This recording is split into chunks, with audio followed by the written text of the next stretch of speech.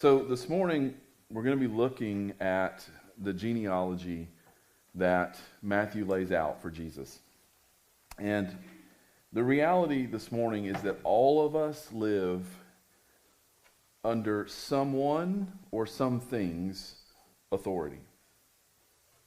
Now, most of you may not have consciously thought about whose authority you live under, but if you think about it, we live under multiple authorities, right? We have just, if we take the government realm, we have the national government, they have laws. We have a state government, they have laws. We have city or county government, depending on where you live in the city or county.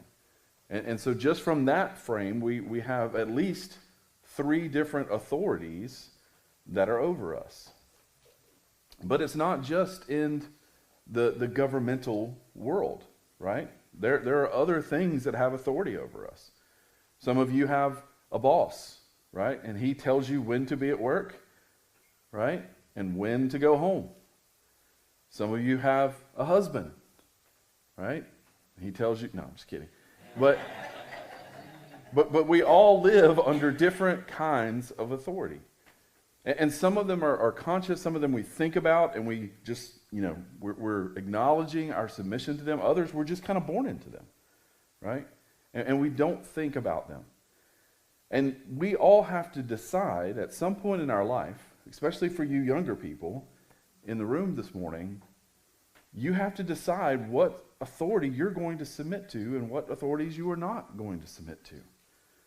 And to do that, I would argue that the best way to figure out which authority do I submit to and which do I not submit to is you examine their claims that they make to have that authority over you, right? In the sense of government, the government provides roads and infrastructure and utilities and different things like that. So you make a cost analysis in your mind and say, I personally couldn't do all of that. And so it makes sense for me to submit to their authority in that realm so that I will have a basic kind of infrastructure in my life, right? But other things that demand authority from you may not have a big payoff. Their claims for authority may not be valid. We live in a world that is a fallen world. It is a sin-filled world. And often sin tries to exert its authority over your heart.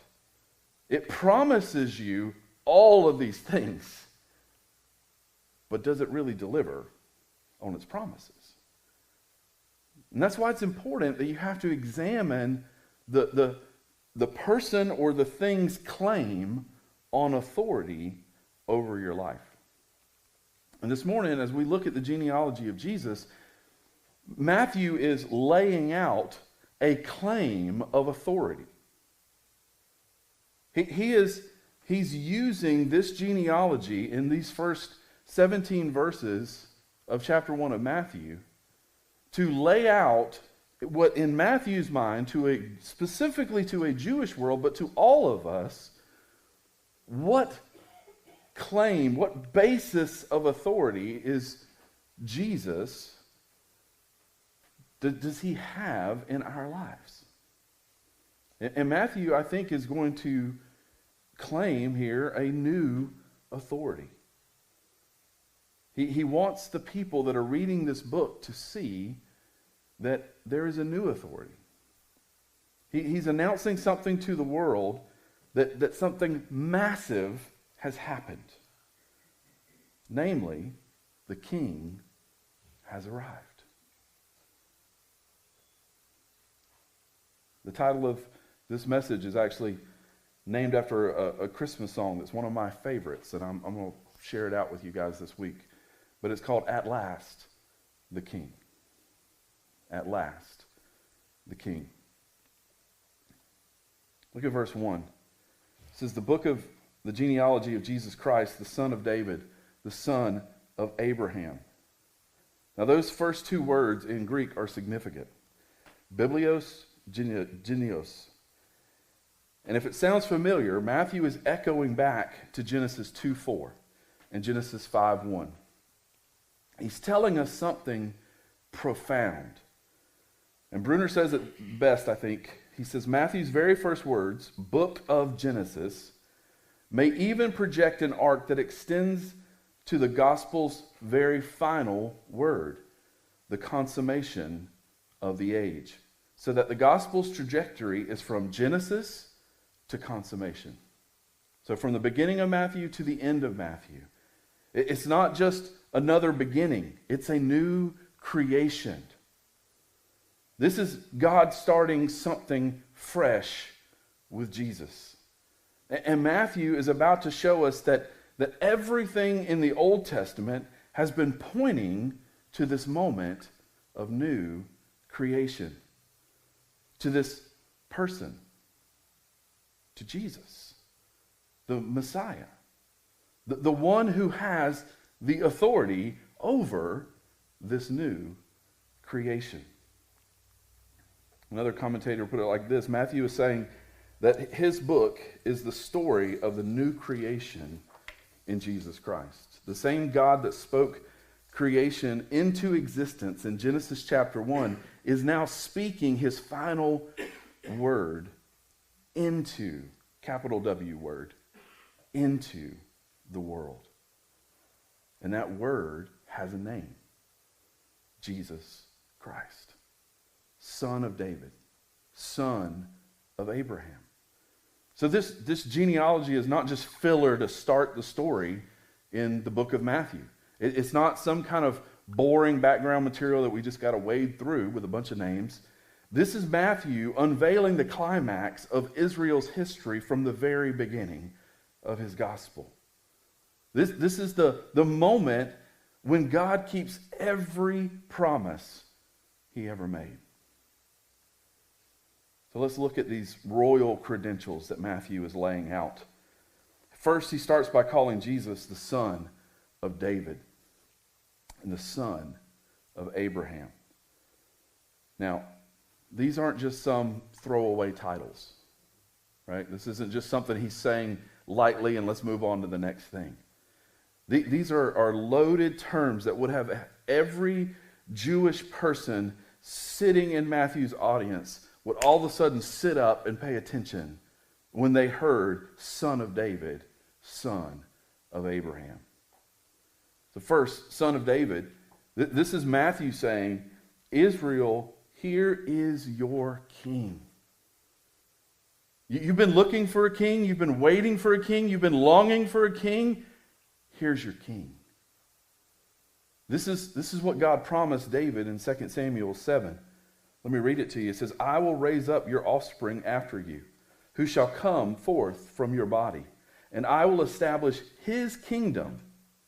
He shall build a house for my name, and I will establish the throne of his kingdom forever. Forever. That's the key word that differentiates Jesus from all other kings that have come before. God promised David a son whose kingdom would never come to an end. Keener explains it this way: Son of David was a title of the rightful heir of Israel's throne. The people were waiting for this, that they were longing for this. Every time that they would get together and they would sing Psalm 89, every time that they would read Isaiah chapter 9, they were waiting for the king who would sit on David's throne forever. And Matthew is saying, at last, the king has arrived. And here's what I need you to get this morning. Jesus holds the rightful claim to David's eternal throne. Not might hold it, not could hold it. He does hold it. Osborne said it like this. He said, Jesus is the expected Davidic Messiah whose pedigree demonstrates his claim. Again, everything Matthew is showing us is intentional and for a reason. But Matthew doesn't just stop there. He also calls Jesus the son of Abraham. Now, why Abraham? Well, because Abraham is where the promise of blessing for the whole world begins. Back in Genesis 12:3, God tells Abraham, "In you, all the families of the earth shall be blessed." Not some families, all families. Not just Jewish families, all families. The Son of David says, "Israel, here is your Messiah." Son of Abraham says, "Nations, here is your hope." That first title, Son of David, here's your king. Here's your Messiah you've been looking for. Son of Abraham, that second title, it says, "Nations, here is your hope," of the promise that was extended all the way back to Abraham. And this morning I want you to see that Jesus didn't just come for one nation. He didn't just come for the Jewish people. He didn't just come for Israel. He came as a fulfillment of God's promise to Abraham that through his seed, the whole world would be blessed. Now let me show you something interesting. From Abraham to David, the genealogy is much the same as you find in the Gospel of Luke. Yet the two arrange the names differently. Luke goes from son to father, and Matthew goes from father to son. Matthew arranges this genealogy into 3 groups of 14 generations. Why 14? Well, there's something called the gematria, where Hebrew letters have numerical values. And the name David in Hebrew adds up and equals 14. So it's Dalet, Vav, Dalet, and that represents 4, 6, and 4. And one commentator explains that the number 14 was regarded as significant in contemporary Judaism. Matthew would have been aware of this and may have been producing an argument that would impress the Jewish people. 3 times 14.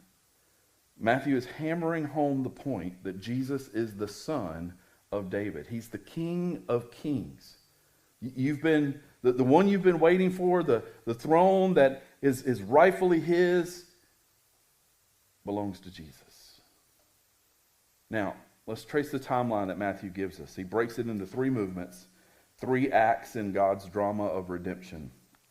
The first movement goes from Abraham to David, and this is Israel's rise from a wandering nomad to a unified kingdom under the greatest king that Israel ever had.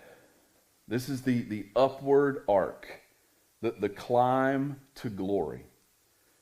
Look at the names. You got Abraham, Isaac, Jacob, Judah, Tamar. You got Rahab, the prostitute from Jericho. You got Ruth from the Moabites. And then you land on David the king. And I want you to notice something that's interesting here. 4 of these names are women. And all 4 are either Gentiles or connected to scandal. Tamar, Rahab, Ruth, and Bathsheba. Why does Matthew include them? Why is he putting them into this genealogy? I like what one commentator said about this. He says, by invoking these 4 women, Matthew is probably reminding his readers that 3 ancestors of King David and the mother of King Solomon were Gentiles. The Gentiles were never an afterthought in God's plan, but had been a part of his work from the very beginning. Even in calling Abraham.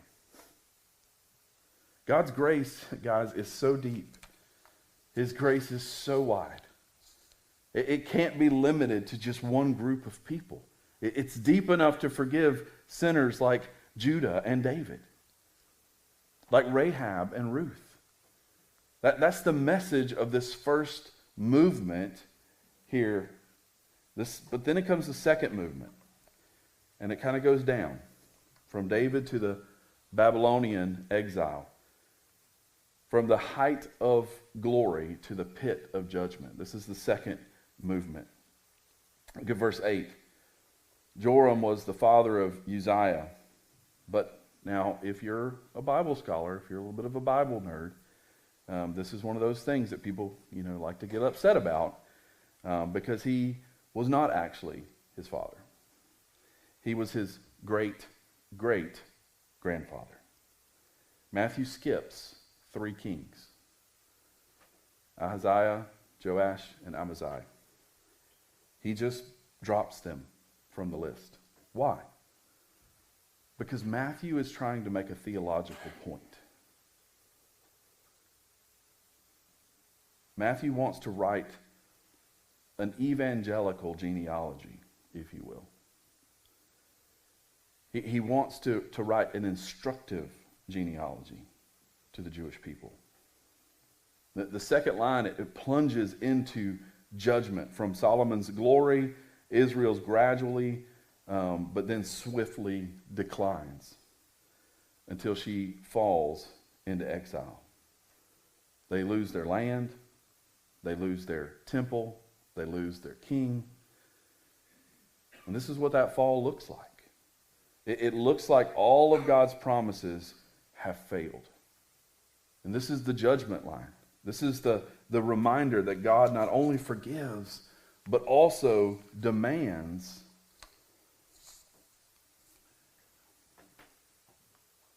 the second movement teaches us that sin has consequences. That rebellion leads to ruin. But then, and here's the gospel, then comes the third movement. From exile to the Christ, the restoration. From the pit back up to hope. From ashes to judgment, to the dawn of salvation.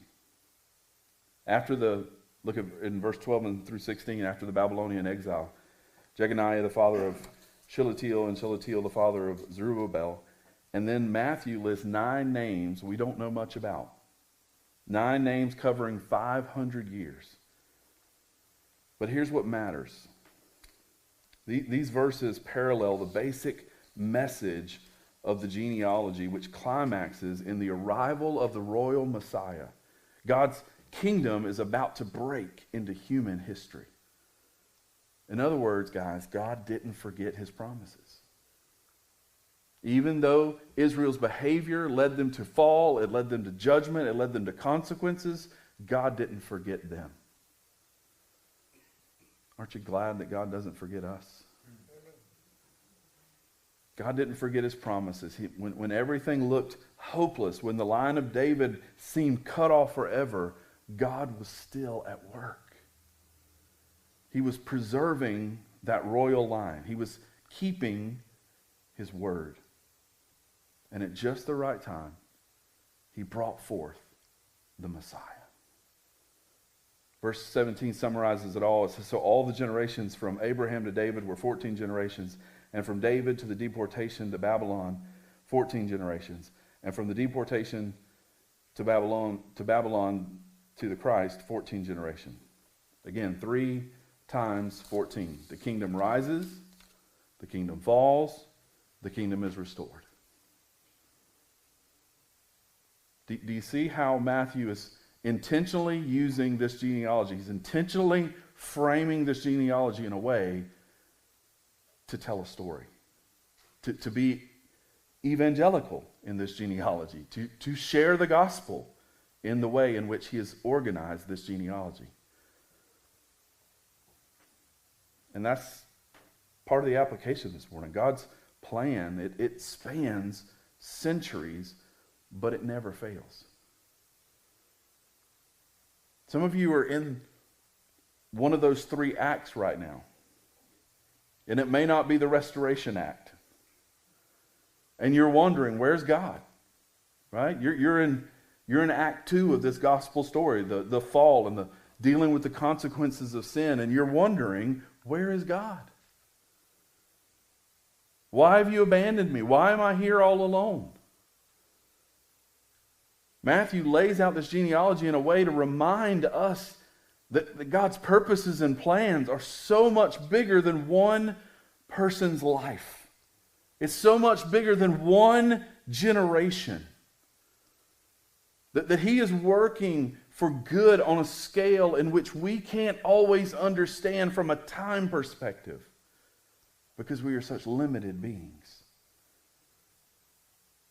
But the reality is that He is always at work. And that He never fails in His work. Not once. Not ever. Whatever God starts, God finishes. Now let me talk to you about the kind of kingdom that Jesus brings, because this is where a lot of people in Jesus' day got it wrong. And if we're not careful, we can get it wrong too in our day. When the Jewish people heard Son of David, they thought of one thing: a warrior king who would crush Rome and establish Israel as a world power. They would march into Jerusalem. They would rightly take their place. They would have an army and they would kick out the Romans. But that's not the kingdom that Jesus came to bring. Not yet, anyway.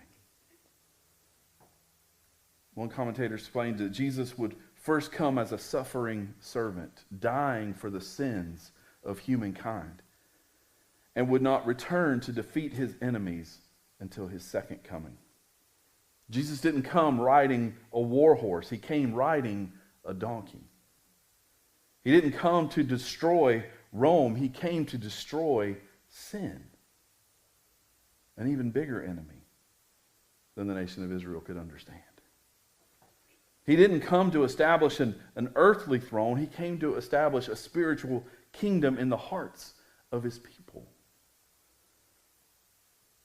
And I hope you get this morning. The kingdom is here right now. Jesus is reigning right now. Not in some future far-off sense. He is reigning and ruling now. And when Jesus began His ministry in Matthew 4:17, what did He say? Repent, for the kingdom of heaven is at hand. In other words, it's here. It's active. It's real.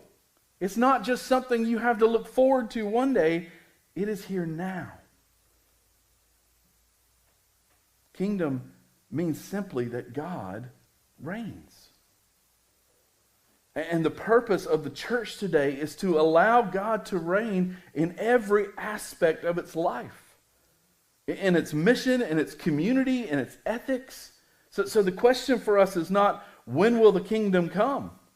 The question is, when will we let the King reign in our life right now? And this brings us to who we are.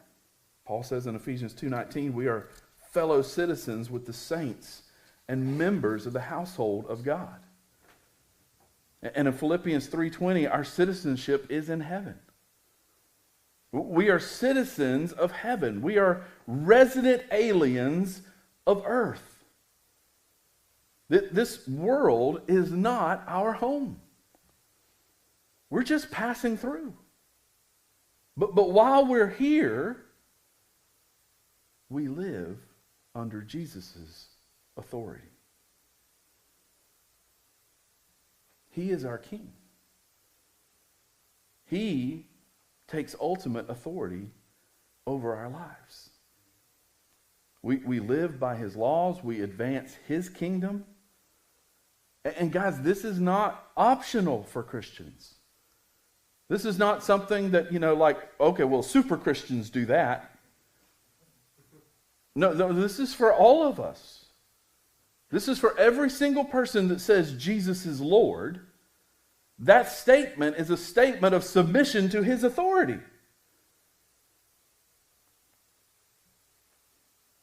We celebrate in every aspect of church life the reign of God.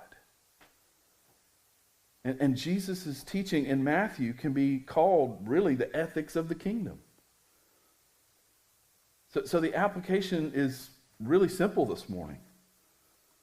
Live under King Jesus' authority in every area of life.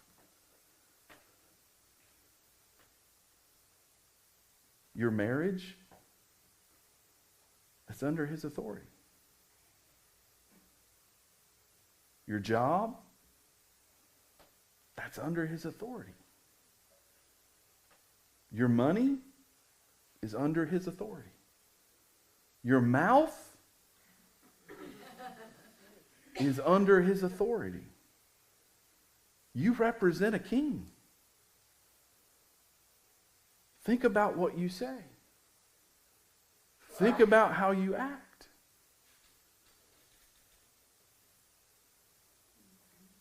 Just like I started this message, we all live under some kind of authority. The question is, what authority do we live under? And does that authority have a valid claim to have that authority in our life? Matthew is arguing that Jesus does. And even in the way he lays out this genealogy, it's evangelical. It is gospel-centered. So that you and I would understand that we can trust that whatever God starts, he finishes. So let me wrap this up. Matthew's genealogy has 3 sets of 14 generations. 3 times 14 equals 42. 42 equals 6 times 7. Bruner suggests that 3 times 14, 6 times 7, 7 weeks of people leading up to the age of the Messiah. 6 sets of 7 generations. 6 weeks of waiting, but then what? Then comes the 7th 7, the ultimate Sabbath rest. The kingdom age has dawned in Christ. You guys, listen, this is where we are right now. We're living in the kingdom age. The king has arrived. The promises have been fulfilled. The wait is over. So what does this mean for us? It means we bow before the king who has come. Not the king who might come someday. Not the king who we're still waiting for. The king who has already come. At last, the king had arrived. This morning, I want you to leave here with just 3 simple challenges because of this truth. The first, acknowledge Jesus as your king. And if you've never done that, today is the day. He's not just a good teacher. He's not just a historical figure. He is the King of Kings, the Lord of Lords. And he demands our allegiance. So if you haven't, step 1 is to acknowledge Jesus as your king. And then second, live under his authority. Take inventory this week. Is there any area of your life where Jesus is not Lord? Maybe areas in your life where you're still calling the shots because you think you know better. You think you know how to provide for yourself and your family better than God does. Surrender it to him this week. Let him reign in every corner of your heart. Third, share the kingdom. Remember these 4 women in the genealogy. They were outsiders that God brought in.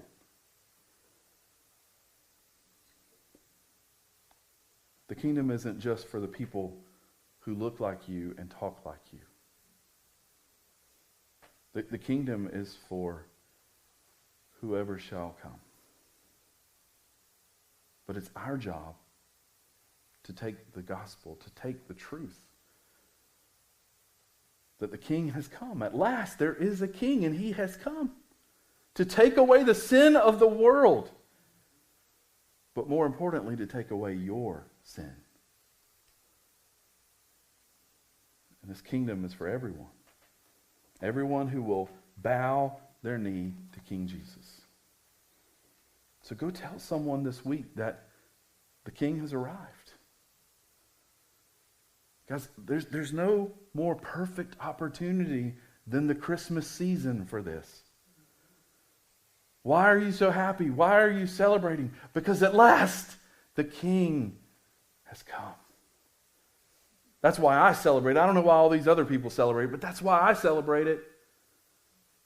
What a great natural segue into sharing the gospel and the truth about the king that has arrived. Let's pray. Father, thank you. We thank you this morning for your faithfulness. We thank you for a kingdom plan that never fails. Thank you for sending Jesus, the son of David, the son of Abraham, to be our king.